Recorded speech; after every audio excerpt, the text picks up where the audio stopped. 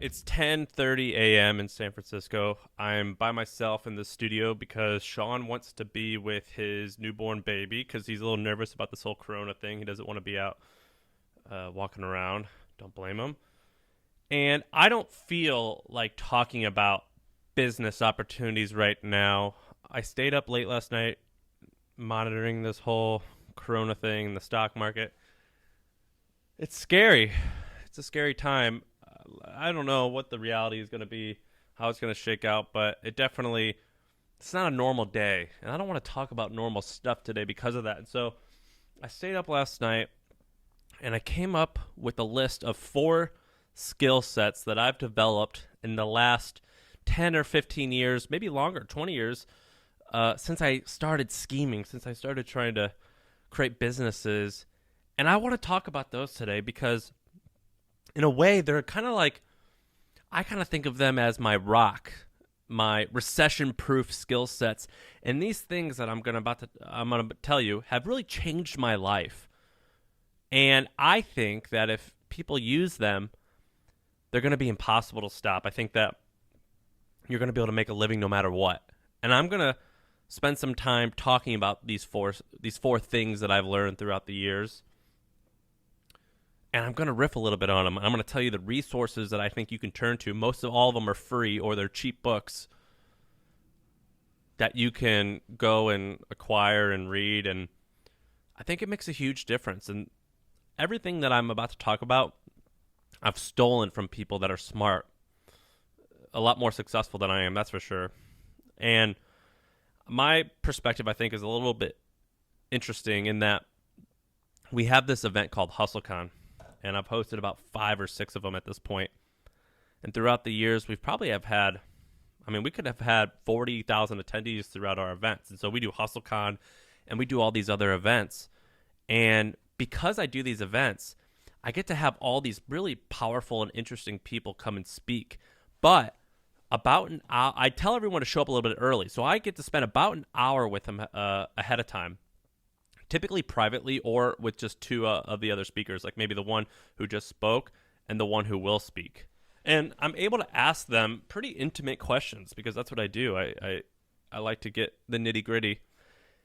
And so my insight is coming from these people. And I'm talking about like folks who have started these really huge companies or who have accomplished really interesting or amazing things. And it's not just about money, but they're definitely successful if that's how you want to define success. But more importantly, they're successful in terms of just turning dreams into reality. And that's really what I think that this whole business thing is about, which is about dreams into reality. How do you take ideas and how do you shape the world according to those ideas? And it sounds fluffy, but I'm telling you, this shit is really important. And so that's what I'm going to talk about today. Some of these are skills.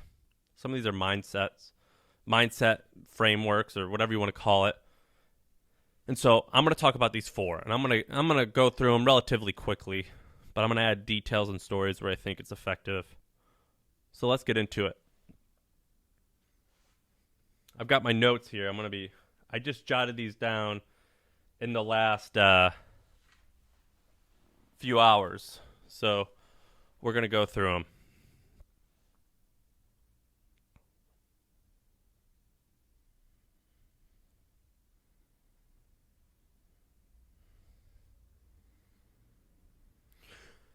Okay, the first thing that I've learned that's been incredibly effective, and these aren't in order, but this might be the most effective, which is controlling your emotions. And this sounds like some generic advice, but I'm going to walk you through it. We have a lot of companies work out of our office because we got a lot of space here, and when I started my business, someone let me work out of their office for free, and so we try to kind of repay that favor to other people just getting going. And I always meet these really smart people who worked at McKinsey or went to Stanford and did all this amazing stuff. And on paper, they are perfect and they are so smart. And I always tell them the same thing, which is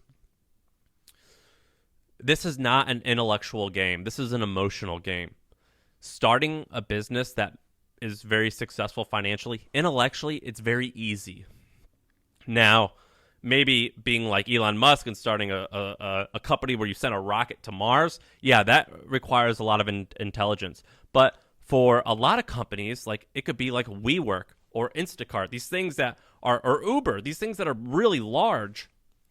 They're very simple concepts and they're not that hard to execute. But what's really hard is controlling your emotions. That's incredibly challenging. And what I've learned throughout the years, through paying a lot of money for therapy and coaching and reading, is that the majority of both good and bad behavior that you have now, it started back in childhood. And so what I tell people and what I've learned and what I tell myself is, if you just study your childhood, you're going to learn a lot about why you are reacting to certain things. And I remember being a kid. I was only 4 or 5 years old, and this is just an example of how things that happen when you're a kid, a lot of times you don't even realize it, but it actually sticks with you. I remember when I was a kid, and we were at like a bar or a restaurant or something with my family, and my father was drinking. It must have been like a Jack and Coke or something. And I remember he ordered this glass, and I saw him get the straw and take it out. And I was like, "Why are you doing that, Dad?"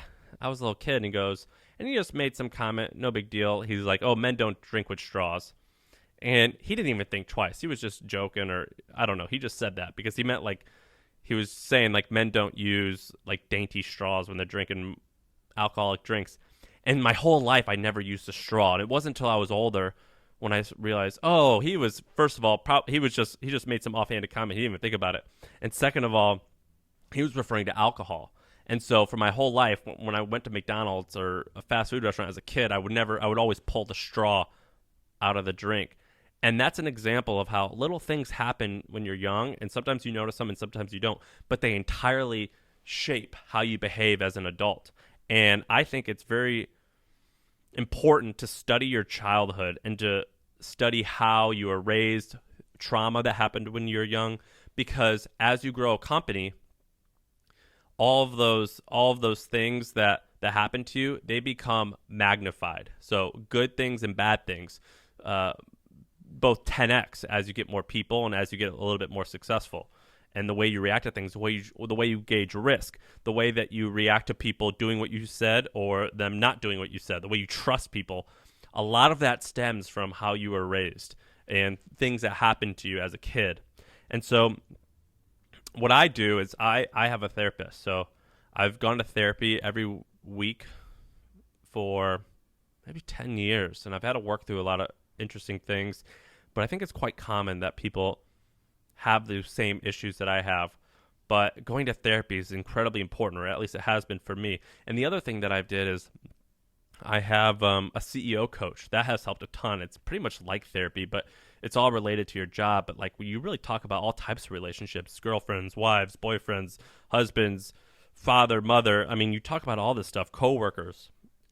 And so that has been incredibly helpful for me. And so the things that have made a massive impact, the resources that have made a massive impact are, I use Torch. So torch.io. That's my coach.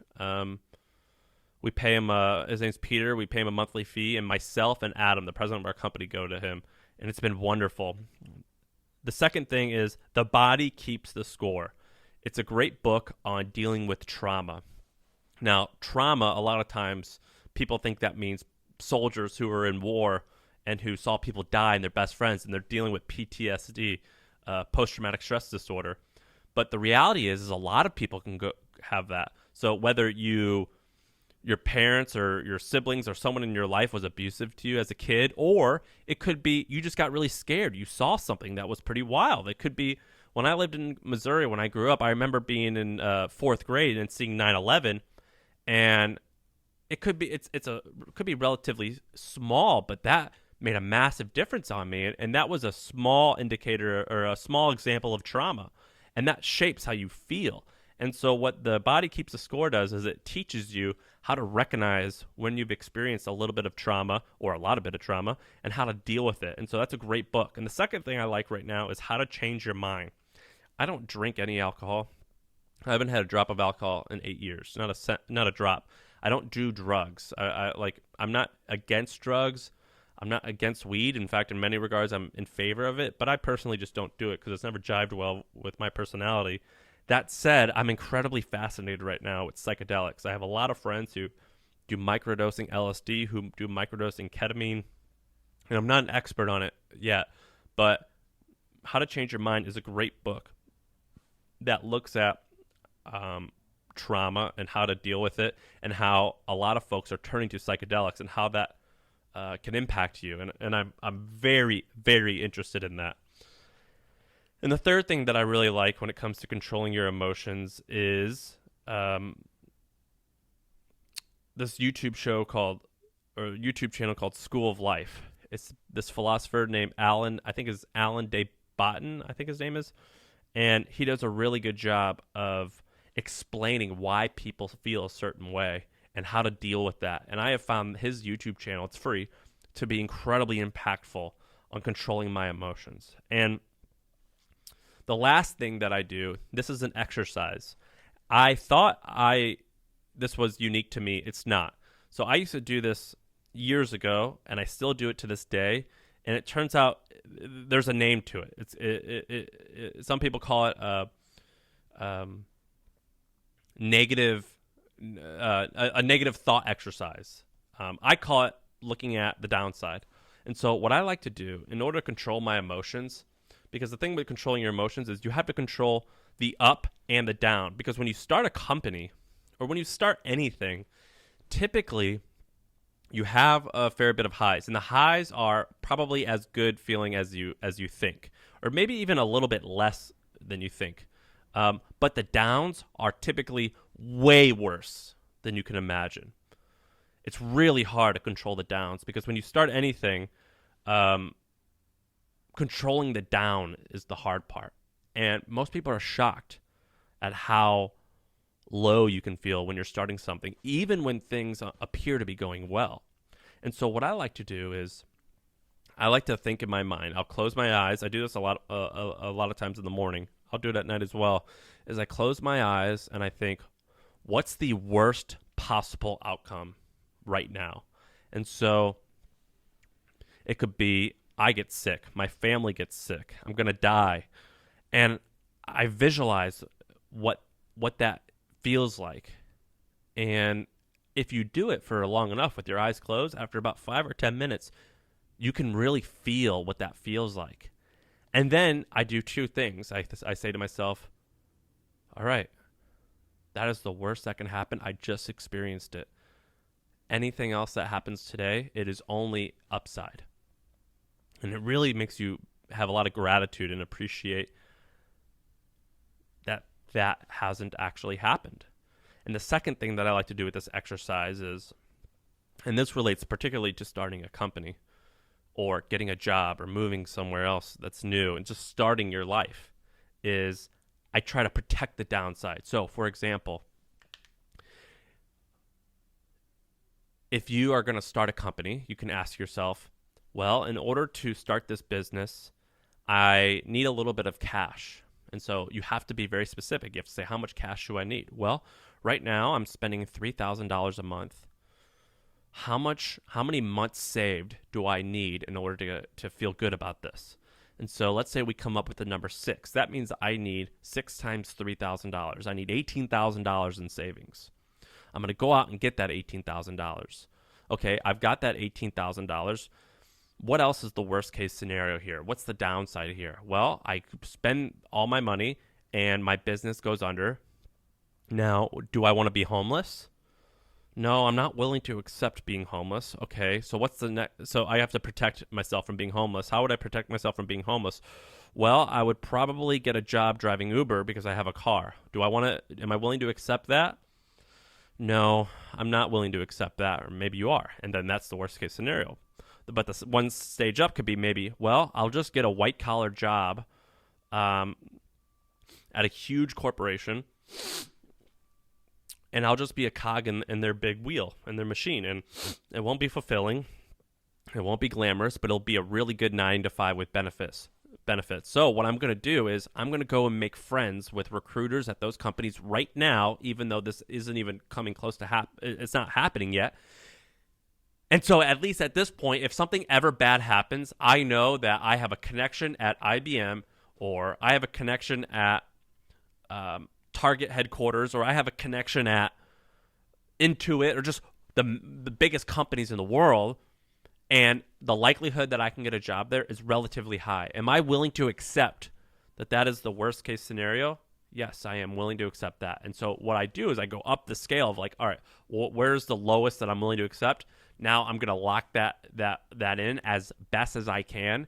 So now anything that happens above this, I am happy, and it is only upside. And so that's what I like to do to control my emotions when it comes to taking risk. The second skill that I think is incredibly important, and this is maybe the number one or number two skill. I think in terms of business, I think it's the number one skill. And so this skill is copywriting. I think copywriting is the most important skill that you can have for business, and one of the most important skills that you can have in life. And here's why. When you learn how to write well, you learn how to think well. When you learn how to write clearly, you learn how to think clearly. And copywriting is a particular type of writing, but it's not just limited to writing. Copywriting is understanding how people think and how they feel, and how to use the written word or a script or spoken word in order to sell a product or sell an idea. Basically, how to use words to get people to do what you want them to do. And the way that you do that is you have to understand what motivates them, what makes them what makes them work. And so this can be applied to literally anything. I have made tens of millions of dollars this way using copywriting, but I've also met my wife this way. I learned when I was trying to meet her, she was way out of my league. And so I used what I learned in copywriting to like get her attention and make her, or at least try to make her interested in me. Copywriting is incredibly effective. I've used it to get customers, like as in people to buy stuff from us, or for the hustle to get advertisers. I've used it to get speakers to our events. I've used it to recruit people. I've used it to sell people on this interesting idea I have. Copywriting is incredibly important, and it boils down to a bunch of really simple principles. But the easiest one to remember for this conversation is AIDA. AIDA. Attention, interest, desire, action. For the majority of your copywriting life, which for most of you, it has nothing to do with getting a job. It's just a good skill set to have in life. Attention, interest, desire, action is the framework that you need. So when you write, you line it up with attention. Can I get your attention? Interest. Can I tell you some facts that get you interested and get you to fall down the slippery slope? Because once I get you to start reading my work, I can get you to keep buying into what I'm saying. And it's really hard to get people to fall down that slope. But interest, by specifically tell them very interesting facts and features about the story that you just started with, your action point, or sorry, your attention point. Desire is the second part. So I'm going to make you desire whatever I'm selling, and I'm going to get you to desire that by telling you things that you don't know and how this can benefit your life. And then finally, action. I'm going to tell you specifically how to get you to act. And so here's an example that my friend Neville always uses that I love, which is, if I'm going to tell you, I'm going to try and convince a 15-year-old guy to drink more water. I could say, drink more water, it's healthy for you. Or, and a lot of these facts aren't necessarily true because I didn't research what water does for you, but I very easily could use this premise for that. I'm going to say, have you ever seen those guys with huge muscles at the gym carrying around gallons of water in their hand? It's like they use those milk containers to carry water. So that's how I get your attention. You see, they're doing that because if you drink a gallon of water a day, the likelihood that your muscles will grow by 30% more than had you not drink water. Now, the reason that happens, and this is the desire part, this is the desire part. The reason that happens is because water has these molecules in them that helps oxygen travel through your blood, and oxygen is needed to build up your muscles. That's my desire part, is I'm trying to show you how to build up your muscles. And when that oxygen goes to your muscles, they grow 30% faster. So, and this is the action part, if you want to build big muscles and be healthier than before, you need to drink about a gallon of water a day per 100 pounds of body weight. So that action part, I specifically explained how to do that. Now, that was just a silly example. None of that shit's true. But you get the point. This ADA, it works wonderfully. And I always tell people you got to learn copywriting, and there's a few great ways to learn it. You can do what I did, which was very labor intensive and very effective, but it takes a lot of time, and that's called copy work. And so what I did was I got a hold of the 100 best sales letters of all time. I don't know what makes it the 100 best, but it's just famous sales letters. So in the 50s, 60s, 70s, 80s, and 90s, before the internet really came around, and it even happened after that, but predominantly before that, these salesmen would send these letters to people's homes, and they would try to convince people to get interested in buying a vacuum or an encyclopedia or a pair of sunglasses. And they typically wrote to wives. The housewife would take out her checkbook and be like, oh, this is really interesting. I need to buy this. And she would write a check, put it into the envelope, and sail it back. That's a lot of friction. And so these people were so good at using words because it was so expensive to send out all these letters. They had to be good. And they were so good at using their words that they had to that they convinced these strangers to write a check and mail it to them. And so I found these 100 letters. And if you Google best sales letters of all time, you're going to find them. And I spent probably 6 months where I would spend about 2 or 3 hours a day. And when I was 22 years old, I would write them all out by hand. I would also do that with books. So The Great Gatsby, Saturday Night Live scripts, I would do it with movie scripts, just any piece of great writing I would do that with. And when you do this, it's kind of like how you learn an instrument. The way that we teach people how to play music, it's incredibly effective. So if I hand you a guitar or a piano, I don't say, go ahead, write a song. I tell you, copy the Star Spangled Banner. Go play Jingle Bells. Go look at Jimi Hendrix. Go look at Led Zeppelin. Play copy all these other people. Steal their work for a little while, or whatever genre you're interested. Go and copy them exactly. And in time, you're going to learn how to feel the texture. You're going to see the patterns that work best. That works extremely well with writing, and it's the same concept. I call it copy work.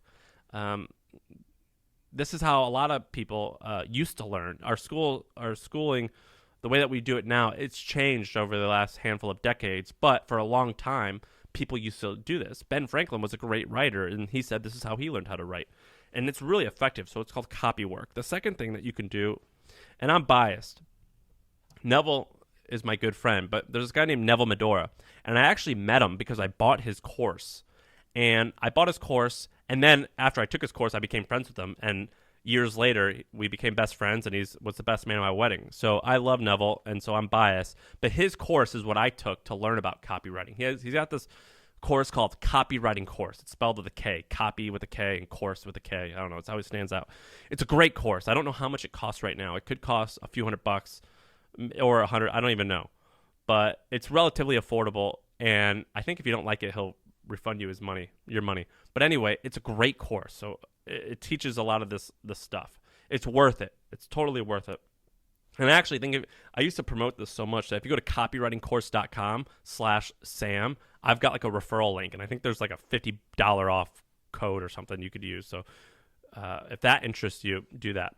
The third thing is this book called Advertising Secrets of the Written Word by Joe Sugarman. It's a great book. It costs $10, and I bet you if you Google it correctly, you can find a free PDF of it online. It's a great book that walks you through copywriting principles and why certain things work and why they don't. And finally, the last thing, it's not a copywriting thing, but it's a writing thing, and it's a book by Stephen King called On Writing. And the first half of the book it reads really fast. It's only 250 pages maybe. The first half, it's all about his tools and tricks and his toolbox, he calls it, his toolkit or his toolbox for writing well. And it's incredibly effective. He has got rules like don't use too many adverbs or keep your sentences short, things like that. It's incredibly effective. It's a great book on writing. The second half of the book is about his biography, and it's really, really fascinating. So it's called On Writing by Stephen King. So the second skill set that I wanted to go through, copywriting. I think that because I know how, I would say I'm a pretty good copywriter. I'm a B. Because I am a B copywriter, until the day I die, I will never be homeless. I will always make money. Now, verdict's still out if I'm going to be very, very wealthy, but I will bet everything, which I am betting everything by starting businesses and things like that, that no matter what happens, I will always be able to make a really good salary, whether as an employee or selling someone else's products. So I think that copywriting is incredibly effective. It's really useful for your life, business and just living. Okay, we're gonna go to the third one and the fourth one, and then that's it. The third one, the third skill set or thing that I've learned in business that pretty much shocked me.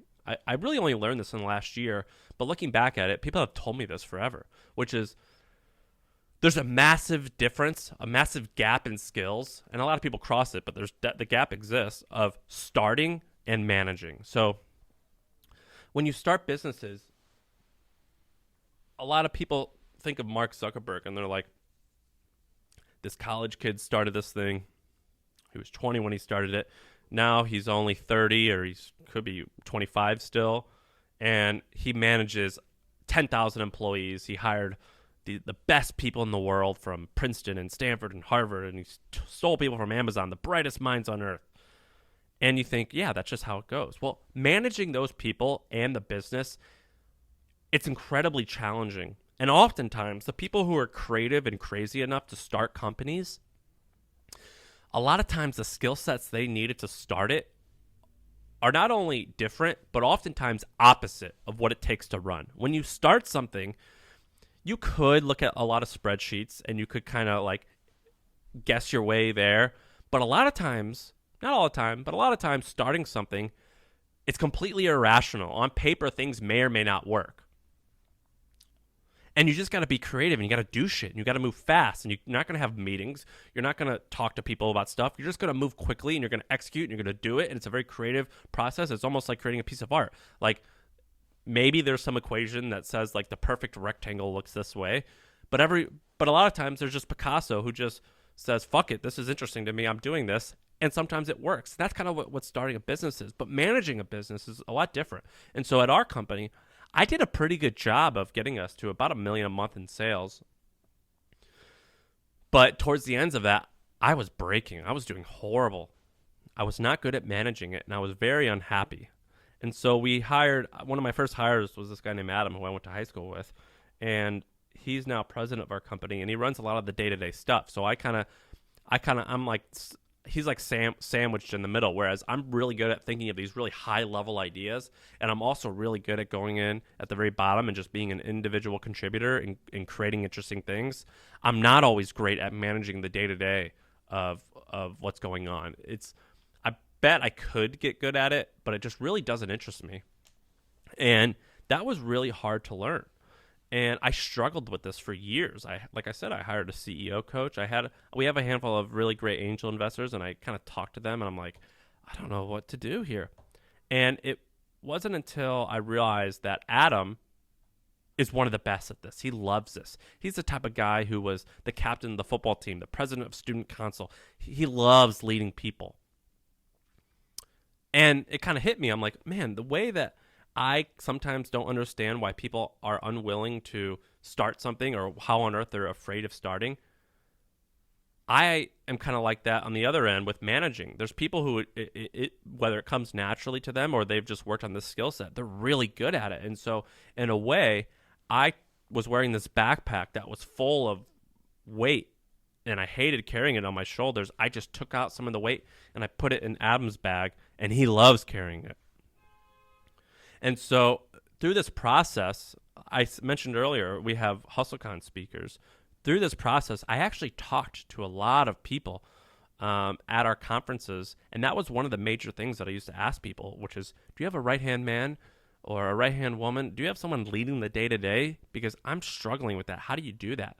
And there was typically two answers, which was, yeah, I don't like it. It's really hard. And I could sense that these people, I don't want to call anyone out, but go and just Google like HustleCon speakers or something. Look at all the people who we've had at our events, and this is the type of person, or those are the people who told me this, which was, they would say like, I am horrible at managing this. Or oftentimes they would have like one of their assistants or like a keeper or like a handler like with them. And I would be like, hey, what's this person like as a manager? And the answers were pretty consistently pretty bad. This person's not good. And so the first answer was, I'm not good at it. I'm really struggling with it. And a lot of times those people would say, I wish I had someone who I could replace myself as CEO. I would hear that all of the time. I was shocked by it. And the second answer that I got was, yeah, I hired a really good COO or a really good president, and this is my right-hand woman or right-hand man, and they run a lot of the day-to-day, and it allows me to focus on what I do best. And the people who said number two were way happier. And oftentimes, I think a lot more successful.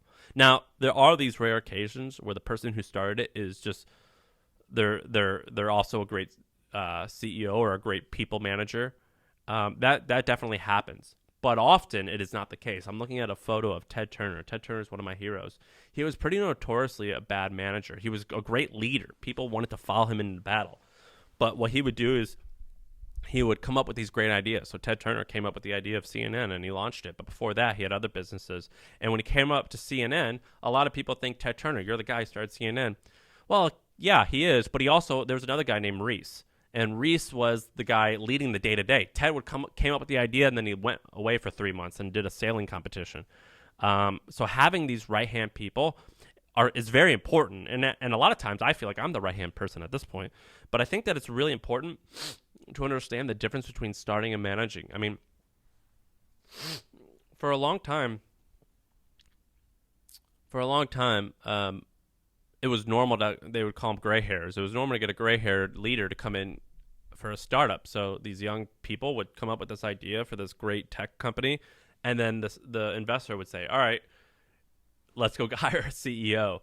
And that is not popular right now, but I think it should be. I think it's actually quite effective. Maybe not CEO, but you definitely need this team of experienced people.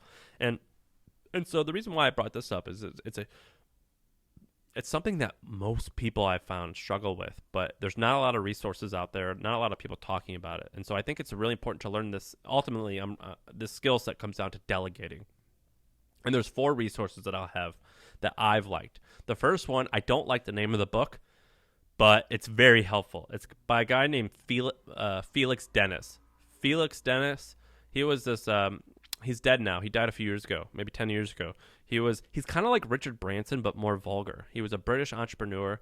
He started Dennis Publishing, which launched Maxim Magazine, which launched a ton of great titles. It's still like a $200 million a year business. He also launched Micro Warehouse, which basically before Amazon was around, it was like Amazon for software.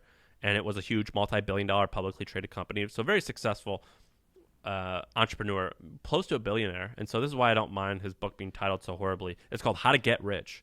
And the reason why I don't mind it is because he was really successful. He wasn't this like get-rich-quick guy. And in that book, he does a great job of talking about delegating. And that book, I use it as a reference book. I read all the time about how to work with people. That's my go-to. The second one is I like The 1 Minute Manager. Just Google it. You'll find it. It's a great book on managing. The third thing is The 5 Dysfunctions of a Team. And so it's a great book that looks at what successful teams and people look like and what they don't look like, more importantly. And so oftentimes the best way to be good at something is you find out the bad ways of doing it and you just don't do that. And the fourth thing is one of my investors is this guy named Tucker Max. Tucker Max, if you're a man and you're between the ages of probably 28 and 40, you probably know who Tucker Max is. He was famous because he had this blog called I Hope They Serve Beer in Hell. And it was very controversial. It was basically about his frat days, and he was just this wild partier and drinker. So he has a really controversial opinion. But after he's in his 40s now, so he's no longer a kid, but he's really thoughtful at this point. He's kind of turned his image around, and he has a great blog where he talked about firing himself and replacing himself as CEO, and it's maybe like a 12-part blog. It's really good. I would highly recommend everyone reading it. And he's one of my investors, and he's kind of a mentor to me. You know, him and I are kind of similar in that we try to be macho, or at least we started that way of wanting to be macho and show no weakness. But he's actually done a really good job of being introspective and talking about his feelings a lot. And he's done really good about talking about managing people. Tucker also has this great book on how to create this great document on how to manage a company. or like create a culture, and you could Google Tucker Max culture document, and you'll see it. It's free. Okay, the fourth and final skill set that I want people to take away from this rambling is how to influence people. I'll call it persuasion or influence. It's very similar to copywriting, but this one's a little bit more psychological, but it's similar. And what most people don't realize is how to get people to do what you want them to do, or how to influence them to think how you think. And that sounds evil, but that's not how I mean it. I mean, you could use it for evil ways. I mean, the stuff that you convince people to give to a nonprofit, or you convince people of certain morals or why something's bad and something's good, it's the same stuff that you can use to get people to do a lot of really bad things. And so this is definitely a scary skill set to learn. But the thing is that people are like animals. I mean, in the same way that if you show a dog food, what's that Pavlovian experiment where you show a dog food and you ring a bell, so the dog starts associating the bell with the food, and so whenever you ring the bell, he starts slobbering. People are the same way. There's all these little tricks that you can do to get people to say yes to certain things or get them to buy into certain things more. So, for example, if I'm a politician and I want to put a huge billboard in your front yard, the likelihood of me just knocking on your door and asking to put this big billboard in your yard, the likelihood of you saying yes is pretty low. But if I go in there and I say, hey, can I put this small little sticker on your window? And the likelihood of you saying yes to that is quite high. Now, if I go back a week later and ask you to put this big billboard in your front yard, the likelihood then that you're going to say yes is a lot higher than had I not asked you to put that small sticker, because you're already bought in. And there's about 8 or 9 principles just like this of getting you to buy into things. So another one's the rule of reciprocity. And so what that means is, let's say that I go out, or let's say that you go out of town and I'm your neighbor and you ask me to check your mail for you when I'm gone. And I say, yeah, sure, no problem, I'll check your mail. I've just done a favor for you. Now you owe me a favor, and this is how humans work. We work on favors. And so now let's say next week I go, hey, look, I checked your mail last week. Can I borrow your car for a day?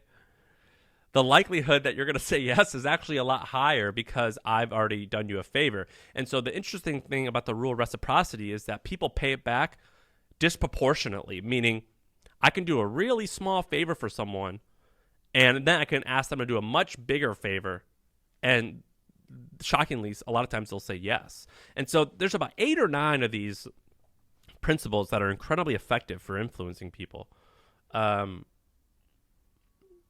Another example, I've used this before. I went and bought a motorcycle for a guy for $3,000, or he was asking $3,000 for it. And I thought, I'd be willing to pay about $2,200 for this. And so I went and bought a can of Coke. I bought 2 of them. And when I showed up to the place, I opened up one, I started drinking. I go, hey man, you thirsty? You want a Coke? I was just down the street and I bought one, and I thought maybe you'd want one too. He opened it up and he starts drinking it, and I go, cool motorcycle, I'll give you 22. And he goes, everyone's been offering me that. I'm not going to do it. But you seem like a nice guy.